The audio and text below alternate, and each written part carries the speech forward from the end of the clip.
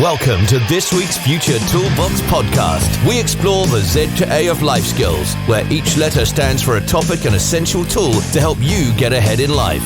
Meet Jules and Mark, creators of the multi-award-winning Future Toolbox, and enjoy their straightforward approach to creating growth mindsets that help people turn their dreams into realities. Whether you're a teen in education, a parent, a teacher, or part of a community group, start creating positive habits from today. Welcome to our latest Z2A podcast with me, Mark, and Jules from the multi-award-winning Future Toolbox. Hello and welcome. Now, this is where we pick a letter and a topic and discuss how you can use our tools to improve your own personal development and life. So what letter have we picked this week? This episode, we've picked the letter M for memory.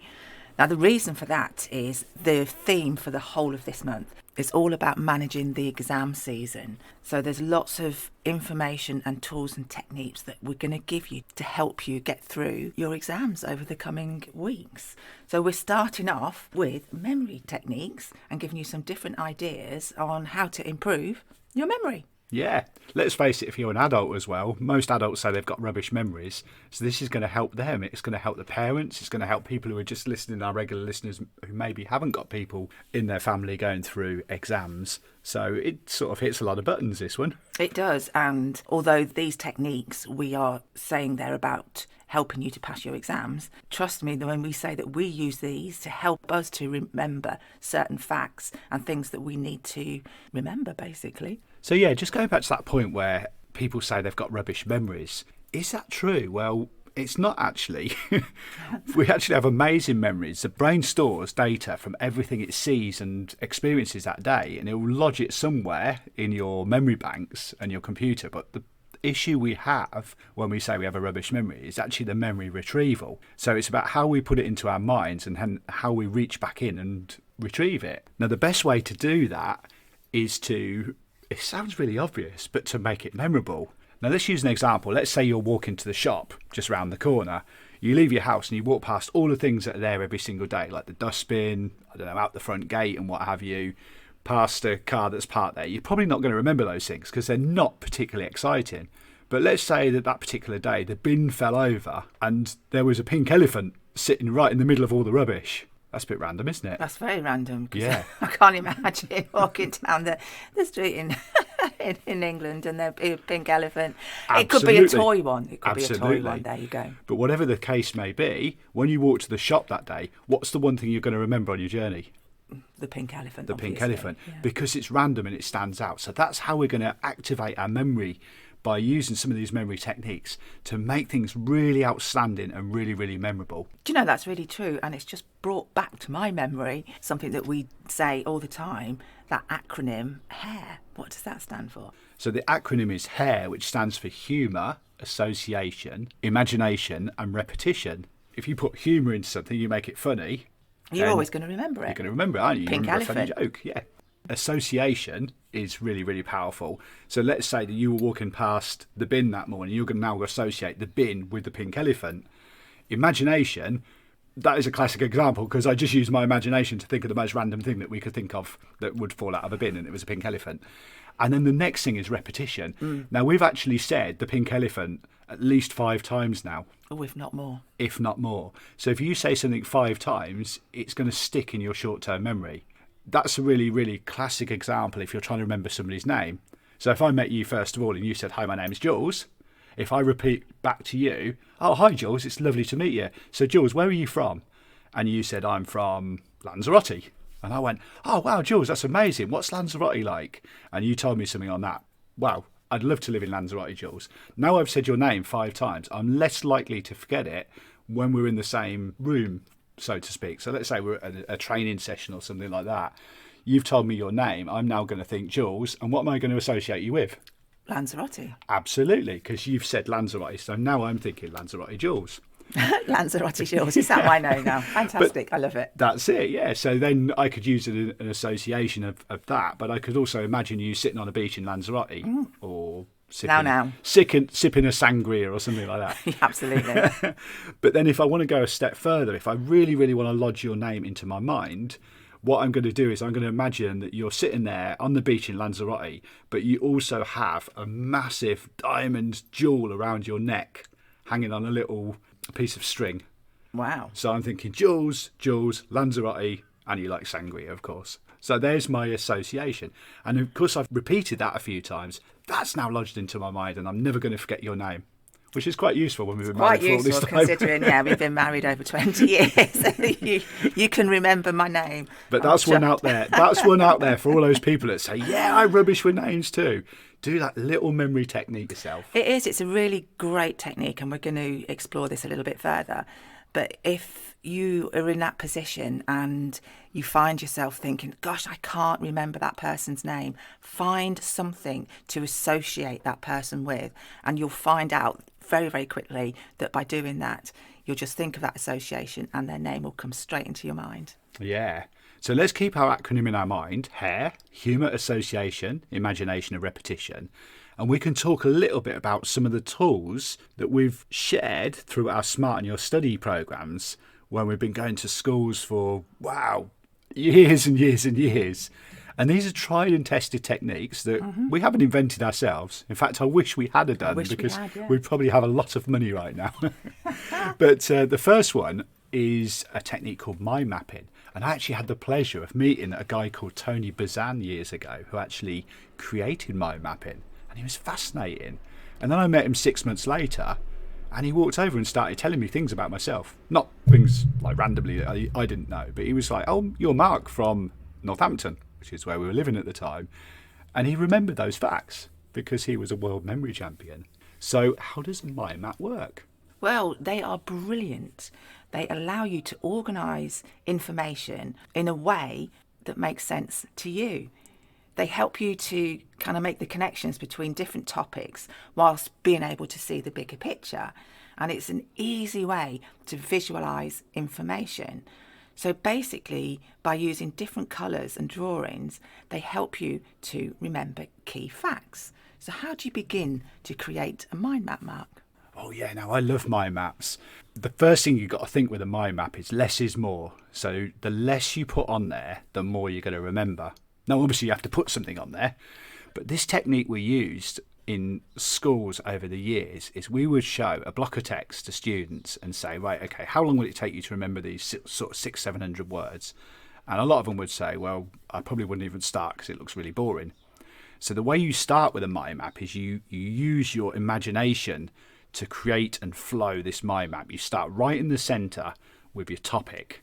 In our Smart in Your Study programme, we would show a mind map on Francis Crick. What was he famous for? Oh, he found DNA. Yeah, he discovered the DNA structure. There was actually a lot of debate about that, whether it was actually him or whether it was his sidekick that did that, but he took the credit for it. So we're talking about Francis Crick. Now, we've got a block of text that was about 800 words, I think, 800 words from a blog. And we took the block of text, read through it, and highlighted all the key facts. So the first key fact in there, that he was born in 1916 in Northampton. The passage of text says, Francis Crick was born in 1916 in the town of Northampton. Now, you don't need to remember the words like he and was and town and all those sort of things. You just need the real simple fact of born 1916 Northampton. So we started the mind map by creating Francis Crick right in the middle, and then we created a branch about his early life. So the next word said early, and then we took the keywords and it said born 1916 Northampton. Now, it's quite hard on a podcast to visualise what a mind map looks like. But the next fact said that he was really, really interested in science, and he'd perform experiments in his uncle's shed. And he actually blew the shed up. He did. Yeah, I don't know whether the whole shed exploded like one of those cartoon things. So we created a branch below that, which I drew a picture of a crazy scientist with spiky hair and a little garden shed. Somebody might be sitting there going, yeah, but I've got a rubbish memory, but I'm also rubbish at drawing. You don't have to be an artist to create a mind map. You just need to be able to create a drawing that means something to yourself, no matter what it is. Yeah, so stick figures are great, aren't they? We love stick figures. On this mind map, we had 35 facts that we took from 800 words or so of text from a blog, and we just created a mind map which was really, really simple. What also else did it have as well? colour. When you're creating a mind map, with each branch that you do, so for example, with this Francis Crick one, the one that we're talking about is early life, we use the colour blue for all of that. So for his early life, with the blue, you have that association and your brain just absolutely will fixate on that and will remember early blue and all that information. Yeah, and then for the next branches, you use different colours. They don't have to be related to anything in particular, but your brain focuses on colour. It loves colours, it loves images, it loves simplicity. So you take one key word, one key image, or one key colour, and you follow that. Now, I'm not going to talk too much more about mind maps because you're sitting there probably thinking, yeah, this sounds really great. How do I create one of those? So the best thing to do is simply just go to our website and go to the student resources and click on the video that says how to create a mind map. And it's about 5 minutes long, and you'll be able to create yourself a mind map. And these are great for studying, organising your study notes, and most importantly, if you have a topic that you're trying to remember the key facts from as well, use a mind map for that. There you go, mind map. What else we got though? What's really good? Yeah, another method is the story method. So again, it's bringing in creativity. So the H.A.I.R acronym works. Now, as we've said, our brains are naturally wired to remember narratives. So, for example, just think about how easy it is to recall the plot, maybe of your favourite movie, or the storyline of a book that you like, or even the words to your favourite song. You know, you've listened to it that many times, or you've read the book, or you've seen the movie, and you can remember the lines. So by creating a story around the facts that you need to learn, then helps you to create a context that makes those facts more meaningful and easier to remember. Yeah, I love that. The thing that captivates people is when somebody says, I've got a story, do you want to hear it? Yeah. Most people are thinking the brain is now wired to, oh yeah, tell me your story. It could be the most boring story in the world, but you're engaged straight away. Obviously, you might switch off if it gets too boring, so you need to make it exciting. So let's imagine the key facts of our story that we've already talked about today. Jules was on the beach in Lanzarote, and she had a great big diamond around her neck, because that is her name, Jules, and she had a big jewel around her neck. As she walked to the shop, she walked past a bin that had fallen over, and what was in the bin? There was this pink elephant. Now, the elephant was singing a song. What song was it singing? It was singing Zombie. Zombie, that Cranberries song. Yes. Yeah. Oh, no, I'm not going to sing it. I was going to sing it. Yeah. So it was singing the song Zombie, and also, as you walked around the corner, what walked around the corner? A zombie. Absolutely. Yeah, and it started chasing the elephant down the street. So now we have the key facts. Jules from Lanzarote with a jewel around your neck, leaving the beach. You were drinking sangria as well, weren't you? Of Always, course. obviously. And you walked past a bin. In the bin was an elephant, and the elephant was singing the song Zombie. You walked around the corner, there was a zombie going, brains. Yeah. Because we're thinking about memory techniques as well. So now all of a sudden our story's coming back together, and the more you repeat this story, then it's going to stick in your mind, isn't it? Yeah. So suddenly you're not just memorising data, you're thinking about a sequence of events, and that is how it sticks into your memory. So if you've got some facts that you need to remember, create a wild story like that with these facts in there and keep going over that story, and before you know it, they're lodged into your brain. Yeah, I love that one. Have you got another technique for us? Well, another one, and we've kind of touched on it slightly, is mnemonics and acronyms. And again, these are clever tricks that help you to recall information by associating it with something easy to remember, like a catchy phrase or a familiar word. Now, what is that one that everybody knows because they were taught it way back when you was about 6 years old? Yeah, never eat. Shredded wheat. Yeah, and there was naughty elephants. Squirt water. Yeah, when they're hanging around in bins maybe as well. I don't know, Yes. but maybe not. So those are mnemonics that we learn in the early days of our education. And we've gone to hundreds and hundreds and thousands of schools. And every time we'll say to somebody, never eat, they'll always say shredded wheat. And then they'll probably give us about another 5 or 6 more variations like the naughty elephant, squirt water, and so on and so on. But these are so memorable because a mnemonic or an acronym, we simply take the first letter and create something to help it stick in our mind. Humour, association, imagination, repetition, H.A.I.R. That is an acronym. So it works really well. So yeah, they basically can turn a whole load of facts into something memorable and manageable. And the idea behind this as well is trying to keep it simple, because The more complicated you make things, the harder it is to remember. But if you make them simple and fun, then you're going to be able to remember them and it's more manageable. Now, I used a mnemonic all the time that I created for both of us because we could never, ever spell the word mnemonic.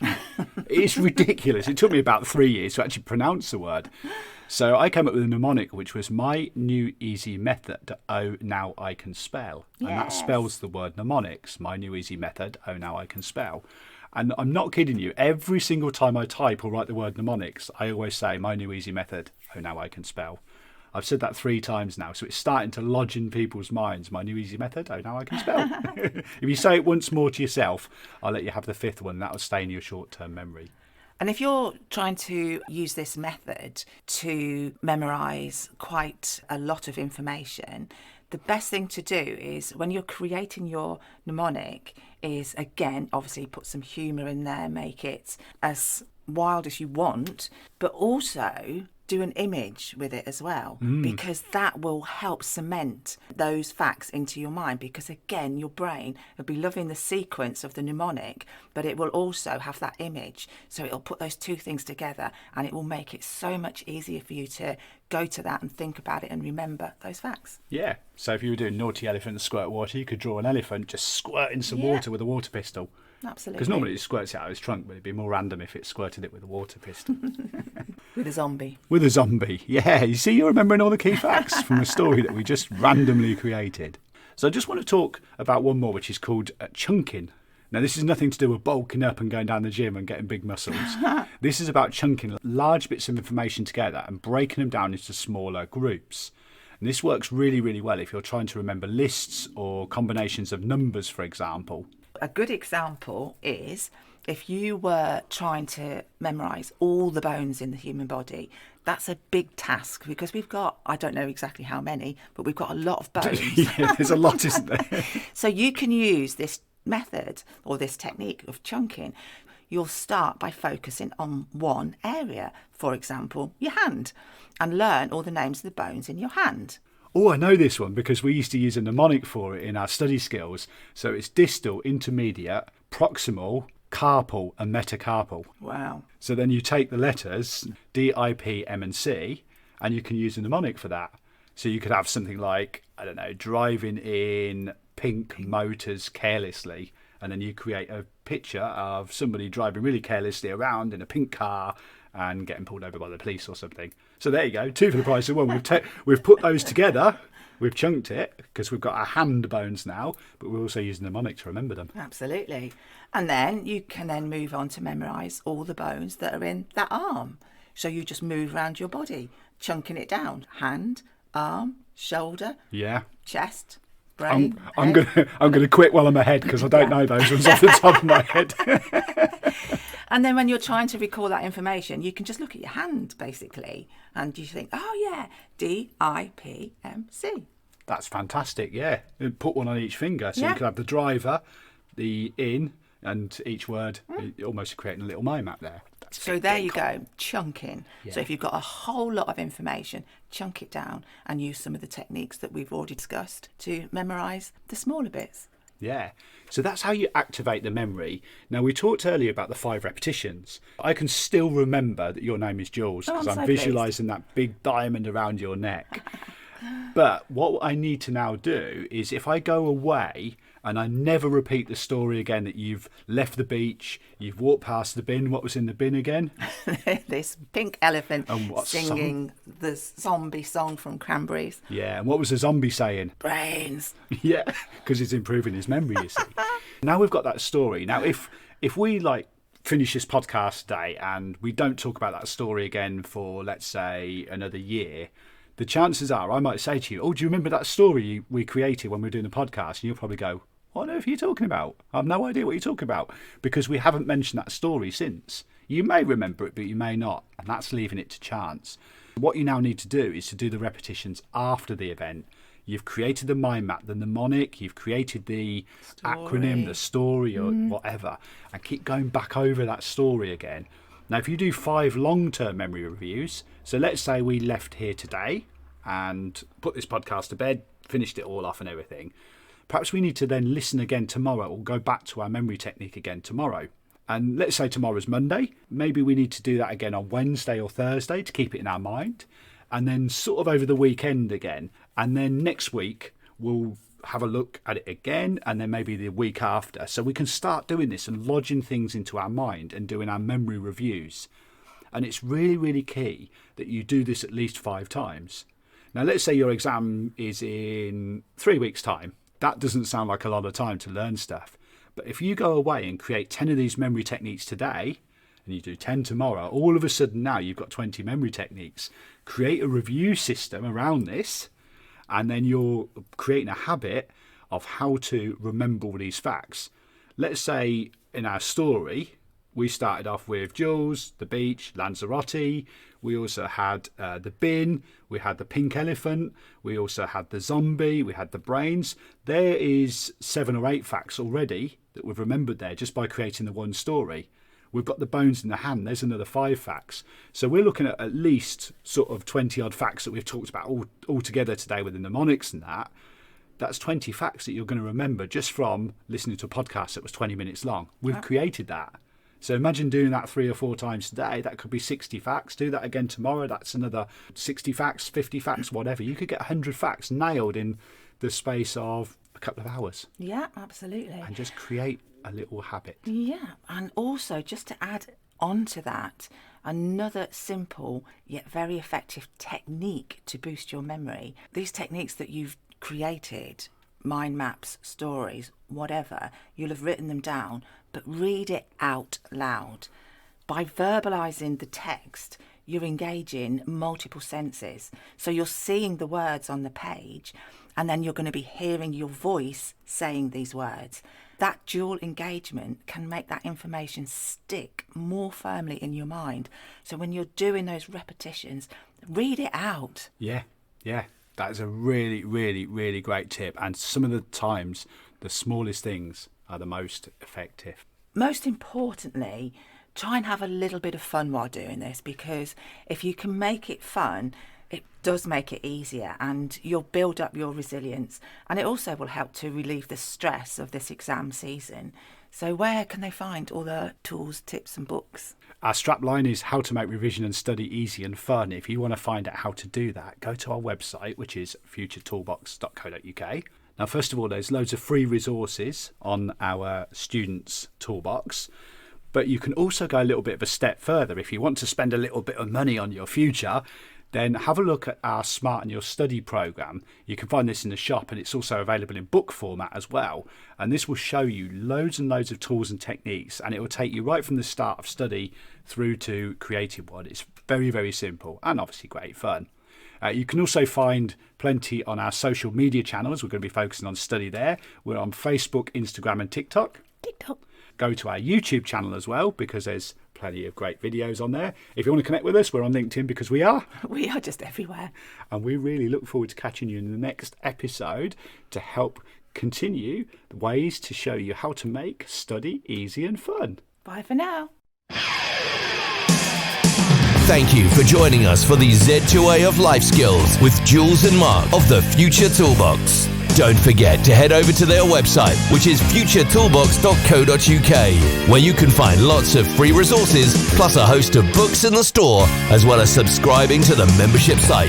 Follow Future Toolbox Instagram, TikTok and Facebook at Future Toolbox, and subscribe to their YouTube channel too.